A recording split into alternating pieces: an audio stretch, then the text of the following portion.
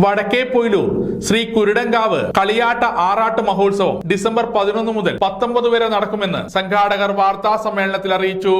December 11-ാം തീയതി വൈകുന്നേരമാണ് ക്ഷേത്രം ആരംഭിക്കുന്നത്. 4 വെള്ളാട്ടമാണ് നമ്മുടെ ക്ഷേത്രത്തിൽ ഉണ്ടായിരിക്കുന്നത്. ഇതിൽ യക്ഷിയമ്മയുടെ വെള്ളാട്ടമാണ് ആദ്യം ആരംഭിക്കുക. അതുപോലെ തന്നെ വിഷ്ണുമൂർത്തിയുടെ തോറ്റം ഉണ്ടാവും. അതുപോലെ തന്നെ നാഗഭഗവതി തോറ്റം, അതുപോലെ തന്നെ ഭഗവതിയുടെ വെള്ളാട്ടം. ഇതാണ് ഫസ്റ്റ് ദിവസത്തെ നമ്മുടെ പരിപാടി. രണ്ടാമത്തെ ദിവസമാണ് നമ്മുടെ തെയ്യം ആരംഭിക്കുന്നത്. 4 തെയ്യങ്ങളാണ് ഉണ്ടാവുക. അത് കുരുടങ്കാവിൽ അമ്മയുടെ ഭഗവതിയുടെ തെയ്യം വൈകുന്നേരം 6 മണിക്കാണ് തെയ്യം നടക്കുന്നത്. അത് വലിയ രീതിയോടുകൂടി തെറ അവസാനിക്കും.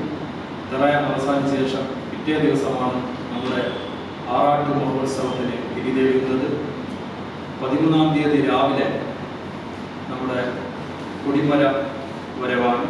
രാവിലെ 9 മണിക്ക് തന്നെ ക്ഷേത്രത്തിൽ പുറപ്പെട്ട് ഡിസംബർ 11 വെള്ളാട്ടവും 12 പുതിയ ഭഗവതി, നാഗഭഗവതി, വിഷ്ണുമൂർത്തി, യക്ഷിയമ്മ എന്നീ തെയ്യങ്ങളും കൊടിമരം വരവും കലവറ നിറക്കൽ ഘോഷയാത്രയും നടക്കും. 13 വൈകുന്നേരം പൂർണ്ണശക്തി ദർശൻ ഉദ്ഘാടനം സ്വാമി അമൃതകൃപാനന്ദപുരി നിർവഹിക്കും.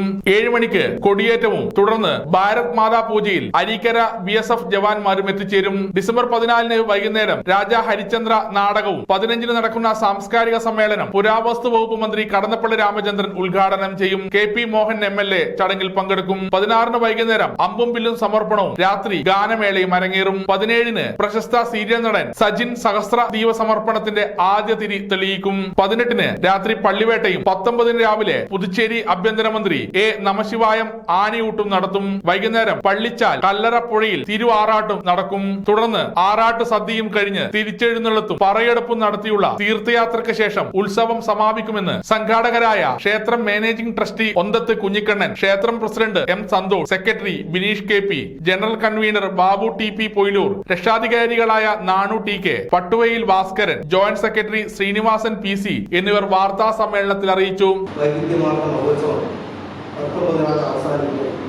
എല്ലാ ദിവസവും വിവിധ വിഷയങ്ങളിൽ പ്രഭാഷണവും അന്നദാനം വിശേഷ പൂജകളും ഉണ്ടാകും.